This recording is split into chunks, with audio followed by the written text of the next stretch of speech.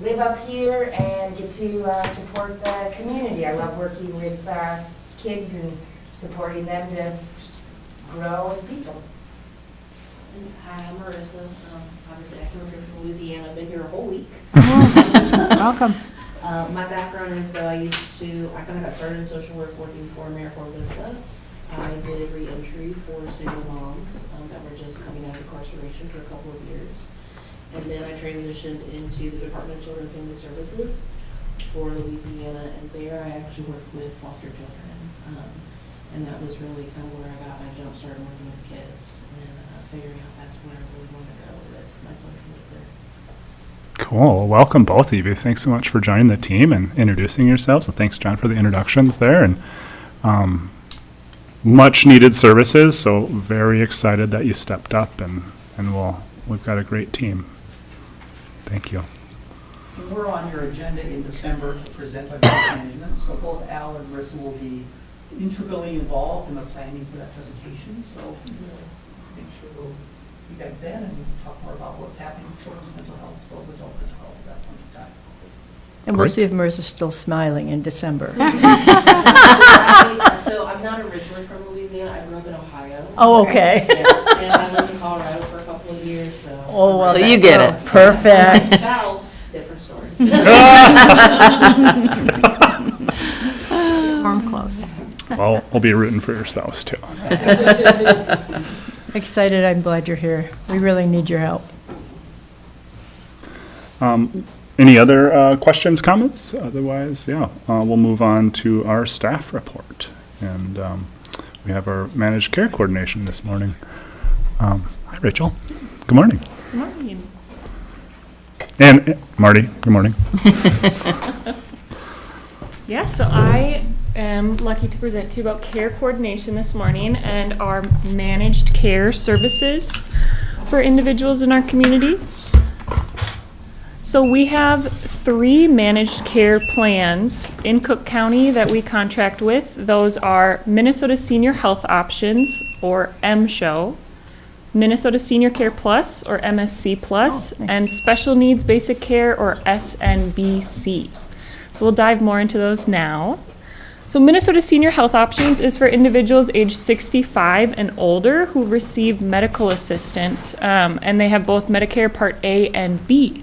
So all their health insurance benefits are combined into one package. So what that looks like is, rather than folks having to have a Medicare card, a Part D card, and then their either Blue Cross or UCare card, they just have one card. So for the folks that I've been serving, they have one Blue Cross card that has all their plans rolled in under that, and then Blue Cross, as well as the county, manages the billing for their services. So they don't have to worry, which card do I use? Do I have all my cards with me? They just have the one card. There's no monthly premium for these members, but they do pay a copay for certain services. The one thing about the Minnesota Senior Health Options is almost the step up from the next one that I'll talk about, Minnesota Senior Care Plus. So this option is with MSHO, has a variety of supplemental benefits. It has dental benefits. It also has vision benefits that might not be included with Minnesota Senior Care Plus.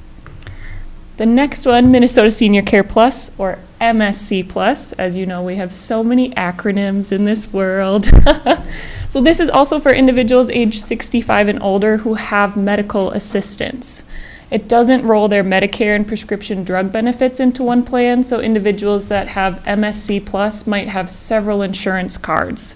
So that means if they're going to see one provider, they need to know, okay, which card am I bringing today, or, oh, I forgot this card, etc. So it can be a little bit more cumbersome for the member. And they have no monthly premium, and they do pay a copay for certain services. This plan is similar to Minnesota Senior Health Options, MSHO, in some ways, but this doesn't have the included supplemental benefits that the MSHO plan offers.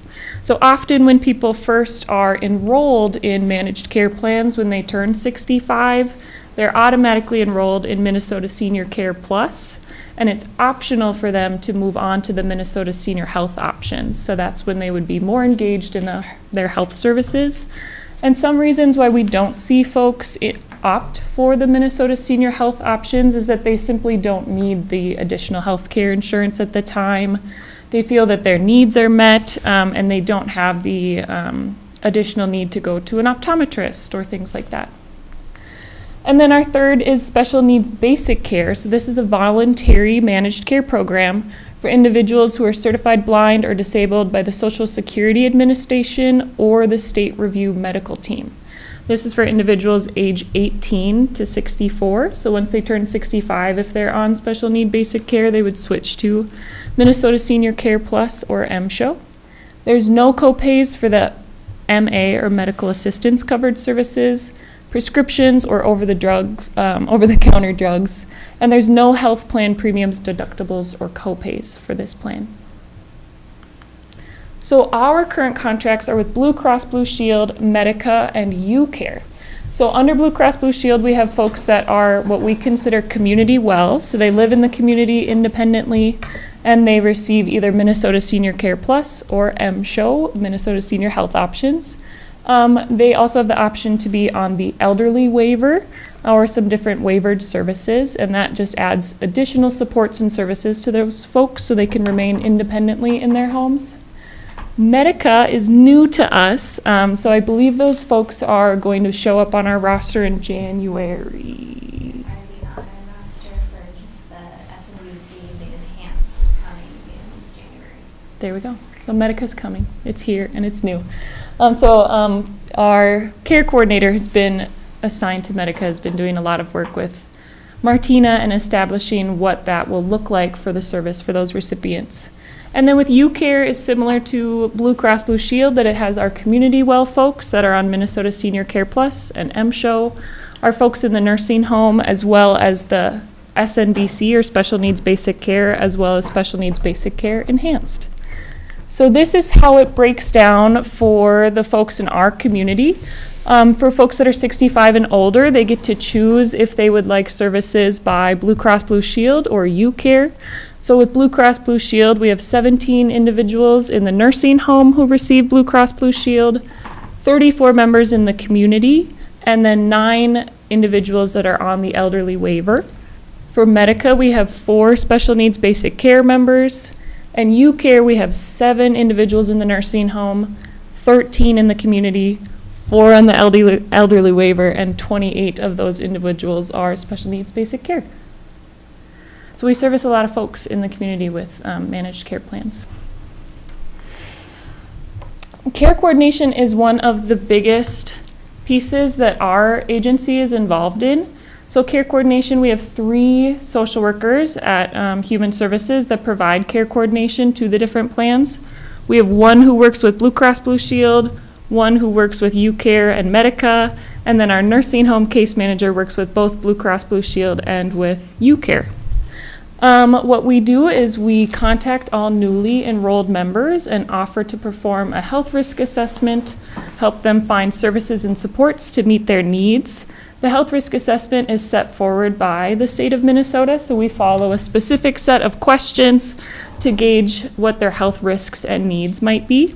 For individuals who choose to have the assessment performed, then we create a care plan. So we're looking at those needs that they have, we're looking at their health goals, and then we're checking in with them on those goals either every 3 months or every 6 months throughout the year and adapting it as their needs might change.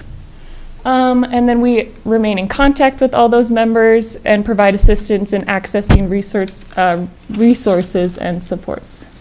So care coordination can look a lot of different ways. It depends on each individual and what their interests are and what their needs are. Some folks we will contact every 6 months and they say, no, I don't need anything, I'm fine, I know how to reach out if I do. And some folks we chat with maybe every week. So it just depends. So these are some of the benefits and services of managed care plans. I'm not going to read the whole list, but I will highlight what some of them look like. So I talked a bit about care coordination.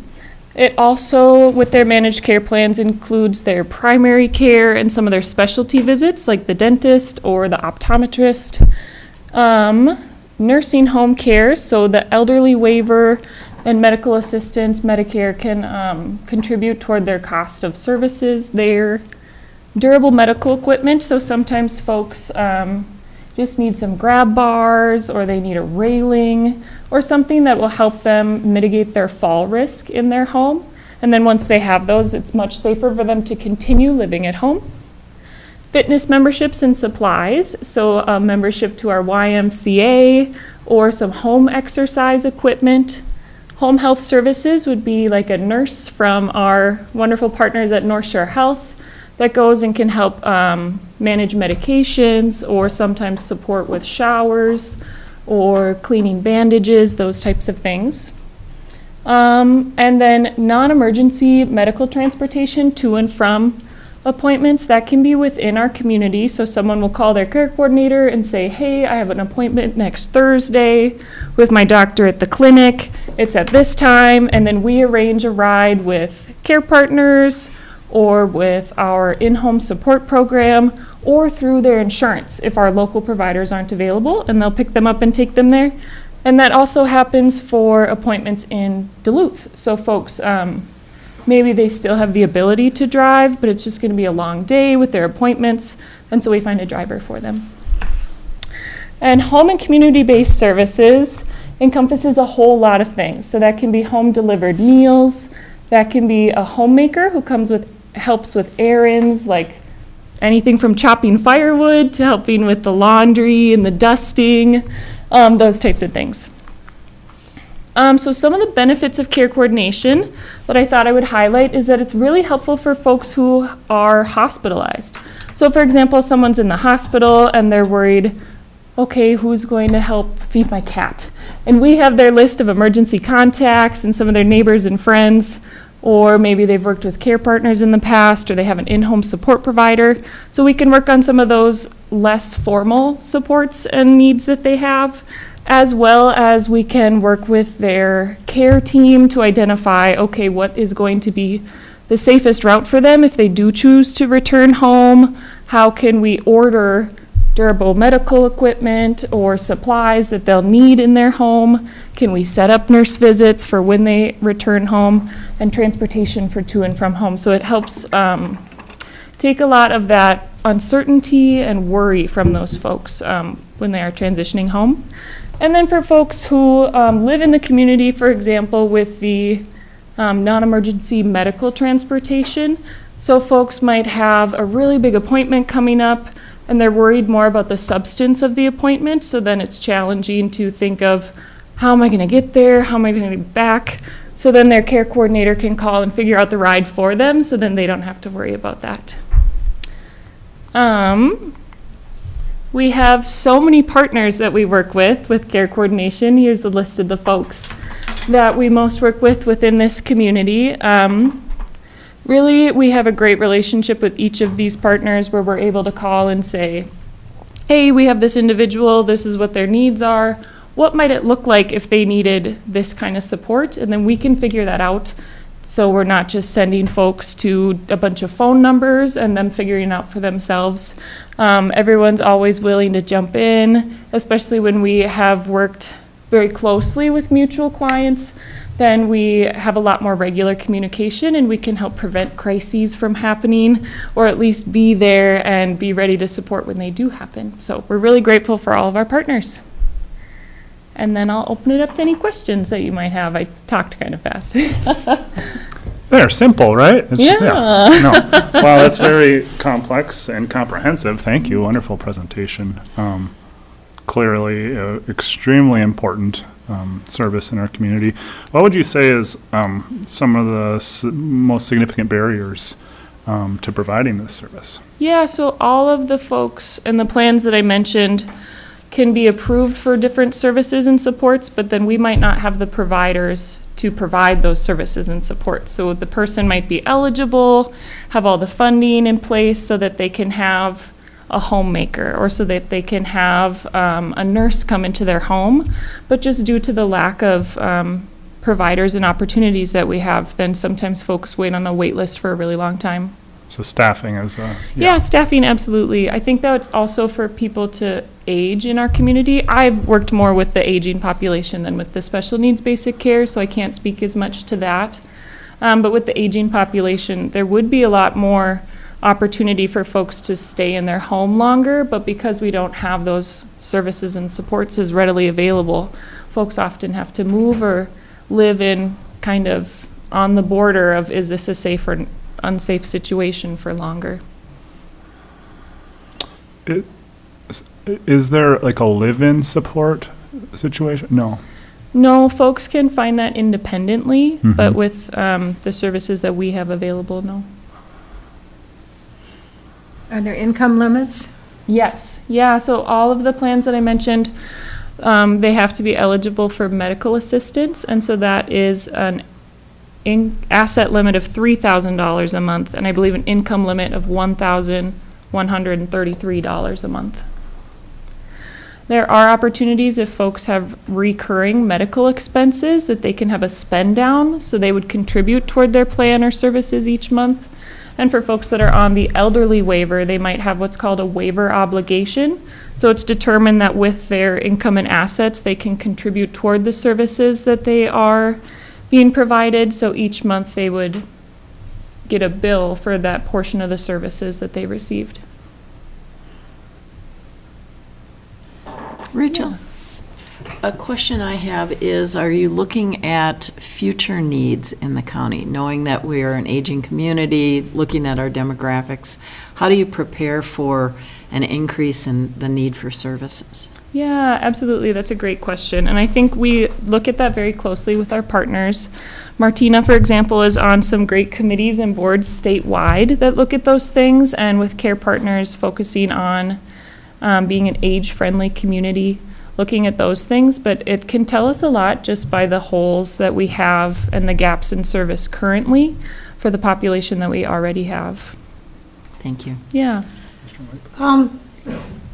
We have 106 people that are getting services, and we have 3 staff. Yes. So what I would like to just say, not about that, but that I found that your explanation of what you do incredibly understandable. Thank you. Thank you. I mean, that's like, who knew?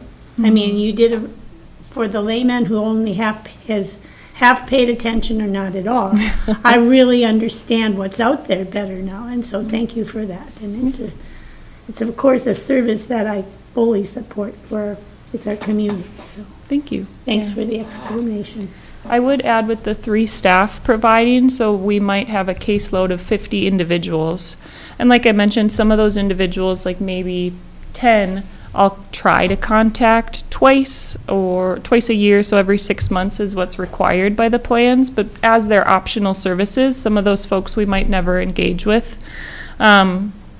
But sometimes it is very busy because there might be 10 of those annual assessments due in 1 month. Those assessments might take up to 2 hours, and then as well as the care plan coordination, getting their supports and services established. So it kind of ebbs and flows in terms of what the caseloads might look like. But yes, we serve a lot of people. Yeah. We should add too, that each of those 3 social workers also have other responsibilities. Yes. So they don't just provide the care coordination. Rachael also is an adult protection worker. Some of the staff person that serves the nursing home clients, she also is just a general waiver case manager. They also cover intake and have other responsibilities, so it's a lot for each of them.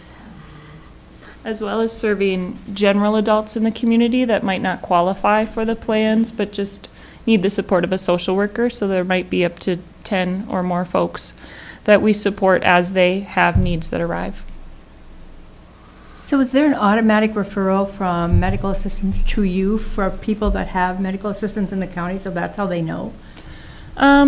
In a way, it goes through the managed care plans. So for Blue Cross Blue Shield, for example, each month we get an enrollment report that shows all the members that are on the plan, if they've maybe changed from M-SHOW to MSC Plus, or now they're on the elderly waiver, which are things that we should normally be aware of, but it also shows us any new members. And so when we have new members, we have 10 days to make the initial contact with them. The health plans identify these are folks that you should reach out to really immediately because they have this appointment coming up or this diagnosis that might need some special care.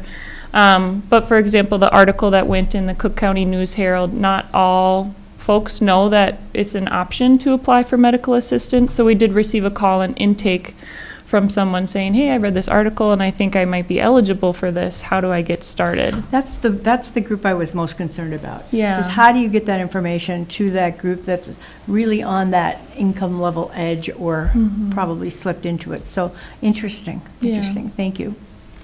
And sometimes we have folks come to our office for different things, like they are having trouble paying their bills, an electricity bill, they're looking for support.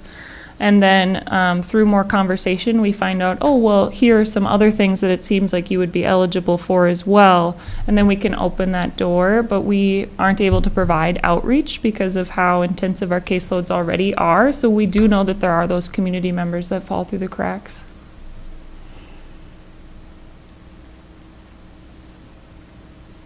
All right. Thank you. Any other questions, comments? Great presentation. Yeah, Thanks, Rachel. succinct you. to the Very point. helpful. All right. Well, have a good rest of your day. And Thank you, you too. Yeah, we'll pass on to the director's report, if we may, Allison. Thank you, Commissioner. I'll echo gratitude to Rachael for your excellent presentation this morning.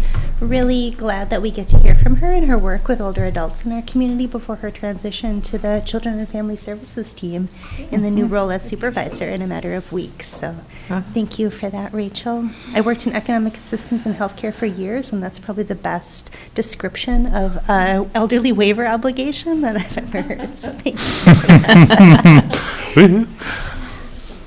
All right, well, we'll start as always with staff updates. I included an updated organizational chart in the meeting materials. Again, thrilled to have Al and Merissa on board in those two children's mental health roles. They just started yesterday and are deep in all of the DHS mandatory training. We're glad that they came back on day 2. That's always a good sign. We are continuing to recruit for 2 other positions on our behavioral health team, those being the adult mental health case manager position that was vacated when Anna Ross transitioned to adult services, as well as the coordinated mental health crisis response worker position. Under items for board action, we are requesting to add 5 hours per week to a vacant accounting technician position on our team. That position has been posted since August. Internally, we've had no interest in that position. To date, it's been posted twice now. Our plan, since that position was vacated as Andy Debra was promoted to the fiscal officer position, is that we would bring forward a request to increase the hours from 30 to 35 to better represent the demands of that position. Andy, who again was the incumbent, had been in that position for 10 years. She had reached a level of competence and efficiency that we just cannot expect with a new person coming on board to that position. So again, 30 to 35 hours a week requesting under items for board action. We do not expect a budget impact for 2023, as we will see savings with those positions turning over and being vacant since June when Lori Ericson resigned.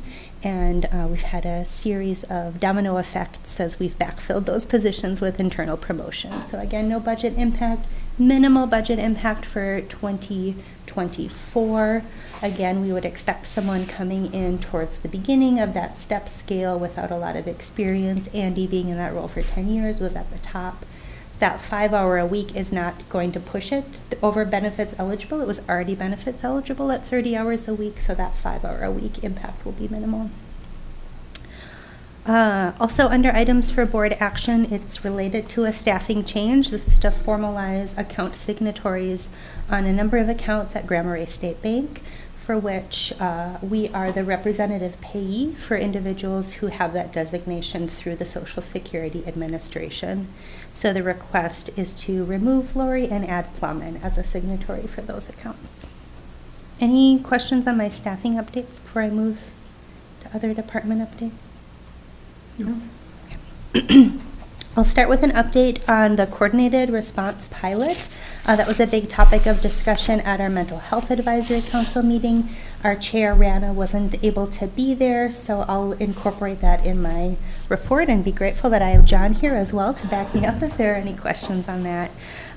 So the work has been underway to continue some of that infrastructure building within the coordinated crisis response pilot while we continue to recruit for that position. Andrea Orist has been providing a great deal of support in terms of keeping the momentum going while we continue to recruit for that position. So what that has looked like over the last few months is the development of screening and assessment tools that can be used across systems in our local response system, those being Cook County Public Health and Human Services, Grand Portage Human Services, law enforcement, and the hospital being those primary partners. We've also re-engaged with the Human Development Center as a key piece of that work. They're providing our after hours and weekend crisis response.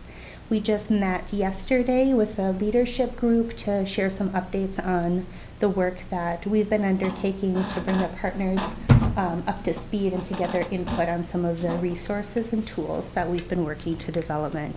That includes a universal release of information to help that exchange of information across systems, as when a person's in crisis, they might present at a variety of different places. Our goal is to have understanding across systems of what those are and how we can work effectively together. So Andrea presented a flow chart yesterday that shows the different entry points in the crisis response system, how that relates to First Call for Help, which is our regional crisis line provider, and again, how we can work more effectively together across systems. Onward, huh?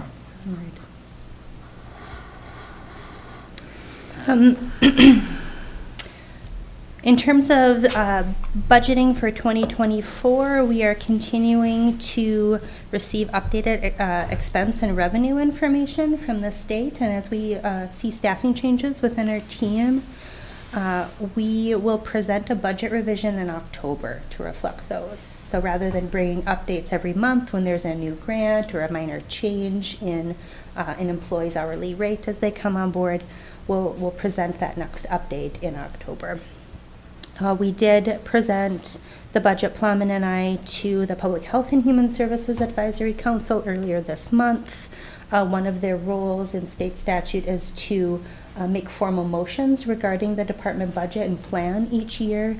And by motion, the board did affirm and recommend the budget as we had presented in September to this board. Mm-hmm. To build off of some of the work that's underway across teams that Rachael reported on, we are partnering with Care Partners on the development of a survey and listening sessions as a part of the Age-Friendly Communities Initiative. Want to recognize Martina again. She's become our team grant writer. There isn't funding associated with this, but we were selected to participate in a rural transportation initiative through MnDOT that will be a great complement to that grant that we received through the Department of Human Services and the Live Well at Home grant to procure accessible vehicle that can be used across systems. So what this program through MnDOT will bring is part of a cohort of other rural communities that are engaging in transportation projects and partnerships. Another initiative that's new since our last meeting, or that has picked up momentum, is that we are working with a marketing firm out of Duluth, Giant Voices, to help support our childcare provider outreach program. This is funded through that DEED grant that we received in partnership with the Cook County Economic Development Authority. So they'll be assisting us with a marketing and outreach campaign, making some updates to our website to enhance our outreach with interested childcare providers in the community. My last update this morning is that we have posted for public comment our MFIP Biennial Service Agreement. This is a requirement every 2 years to update our policy in terms of how we serve individuals in the community who are receiving cash assistance through one of our family cash programs. So that involves food support, It might involve assistance with rent, and then employment and training services, which are provided either through the Arrowhead Economic Opportunity Agency or through the Minnesota Chippewa Tribe. So this is essentially our policies for how we as a local government administer that program. It's posted right now for public comment on our website. We've done some social media outreach around that as well, and expect bringing our updated plan to this board in October for approval. That's all I've got for updates. Happy to take any questions. Anyone got some questions? No? I believe so. All right, thank you, Allison. Thank you. All right, well, as mentioned, we have a couple items for board action here. The first one is the change in hours from 30 to 35 for that accounting technician. Any questions about that? Any thoughts? Else I'd entertain a motion.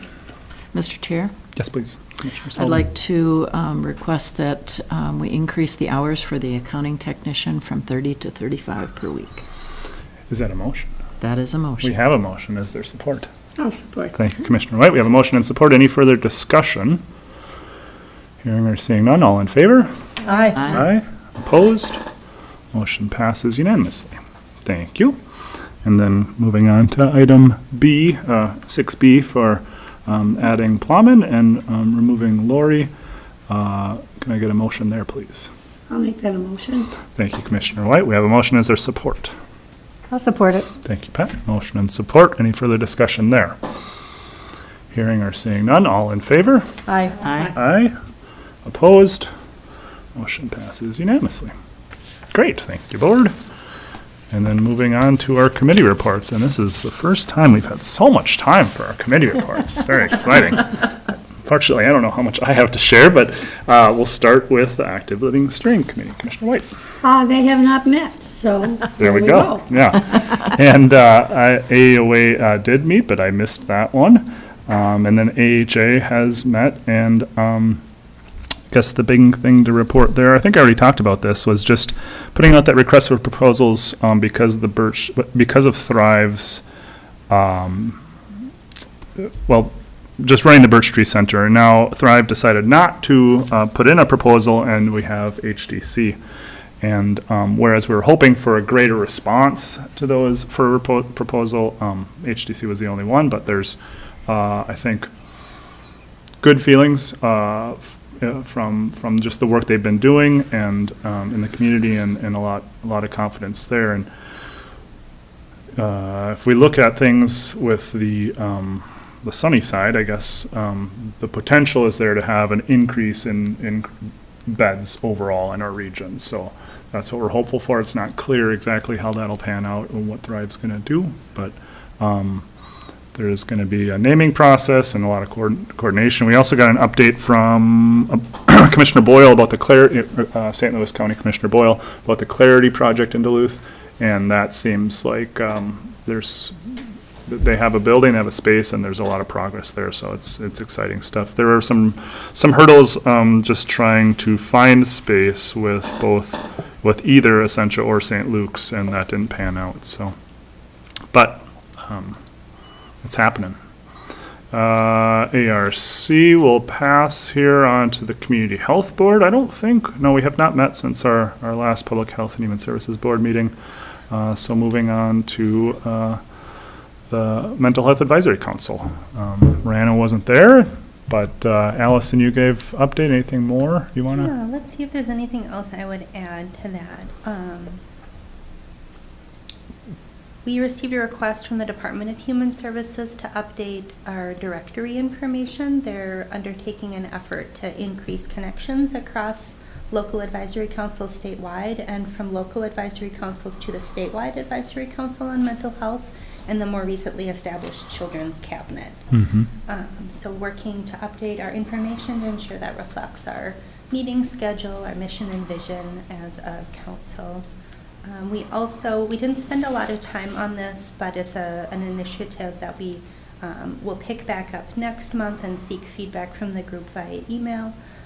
Andrea and our public health team are working on resources for non-stigmatizing imagery and language for communications efforts. And our intent is to start with a focus on county communications, so that any news releases or social media outreach, newspaper articles aren't contributing to stigmatization of persons with mental illness or substance use disorders, that those images and words that we use aren't contributing to stigma. Wow. I'd love to see more about that. That's very interesting. I can't even grasp in my mind right now what that really means even. So that would be fun to learn more about that.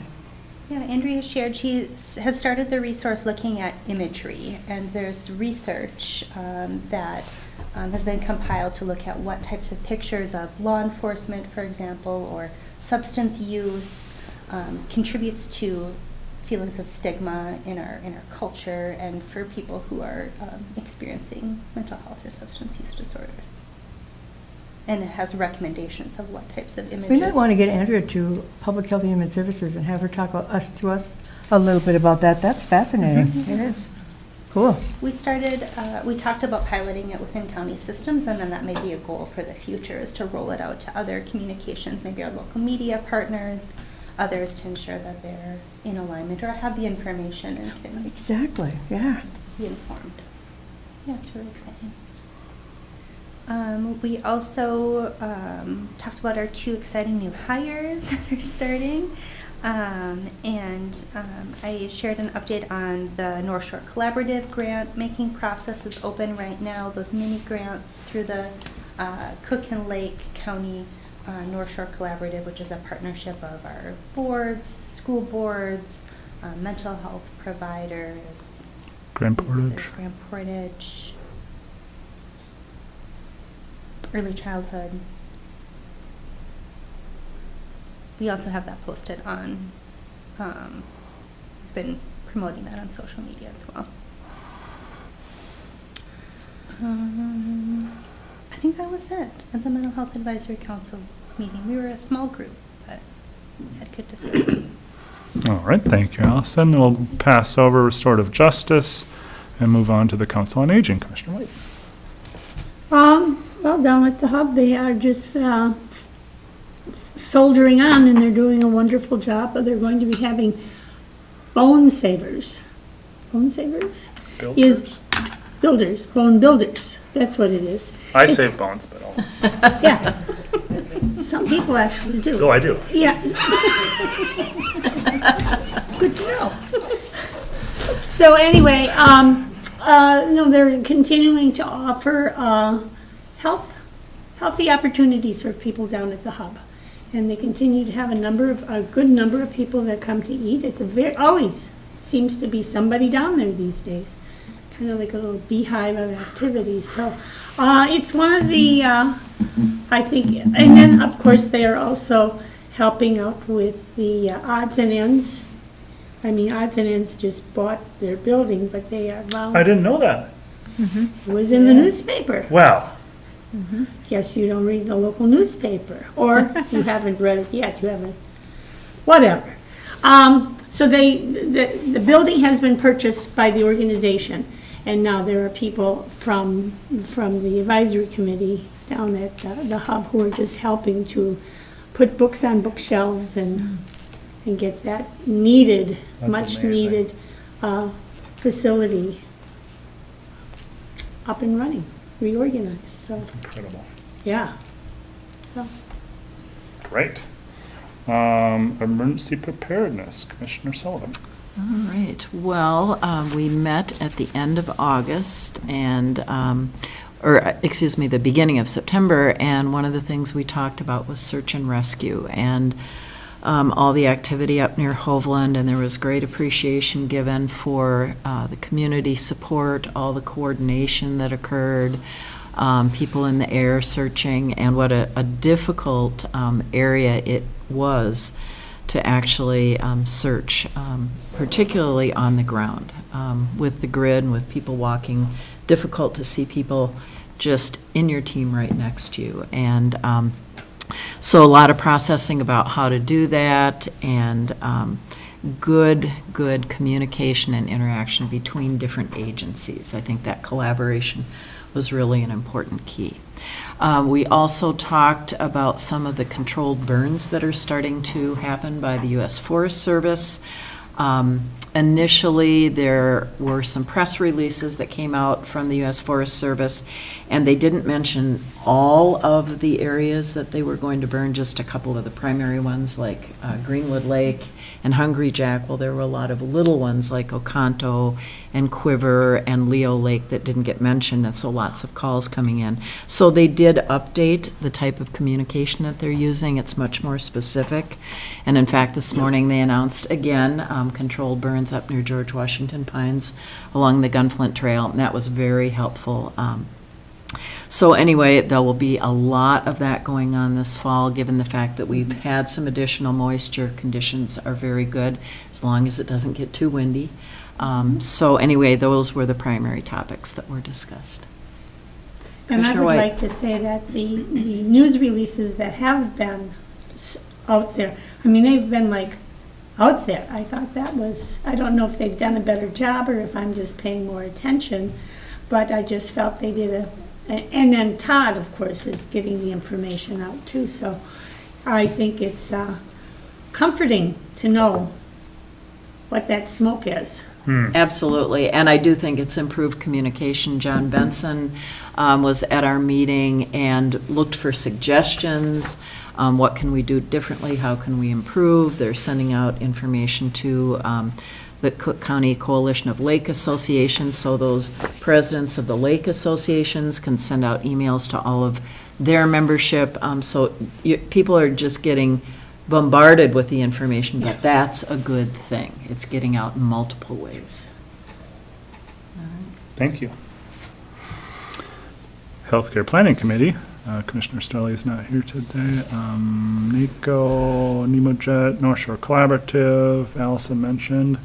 And then we've already talked about the Public Health Human Services Advisory Council. Anything more you want to The only thing I would add is that the other thing that we spent a lot of time talking about was how to make sure that the grant process next year that we go through really reaches all the corners of the county. And so we're going to have a meeting tomorrow to have another conversation around that and hopefully figure out how to maybe even do something like saying a certain percentage of that should be to new organizations or whatever the reality is. But one of our members is very concerned about the fact that maybe not everyone understands that money's available. So we're working hard to make sure that next year we're making sure we touch everyone. So that was a lot of our conversation as well. I'd just like to mention, though, if anybody's watching, we have a blood drive coming up, and blood is really needed right now. And there's also a fall workshop at Cook County Higher Education to help people understand how to avoid falls in their homes for older people. So both of those things I think would be very beneficial to a lot of us out in the community. So I just mentioned that to bring up the awareness. Thank you. Yeah, that falls right under the good of the order. Are there other items people would like to add? Just to add to Pat's comment about the blood drive, it's Thursday and Friday of this week, and the blood mobile will be at the Y, and you can go to Memorial Blood Center, mbc.org, and look for an appointment. But they do have openings. They have openings. Thank you. All right, anything else from anyone for the good of the order? All right, welcome again. This is very unusual to be over now. We're usually done around 10 at, Right. at the earliest, and often it goes to 10:30, so. I said that coming in, I said, oh, something must be wrong. Only 15 pages in the packet. There are people here to comment, so. Well, we ran through our agenda then, so the last item is adjournment. We are adjourned. Thank you. Perfect. Thanks, everybody. Yep. I started working at first and second. What? I started working at first Did and you? second, so that's Cool. been fun, yeah. 2 days a week. I was there yesterday and dropped some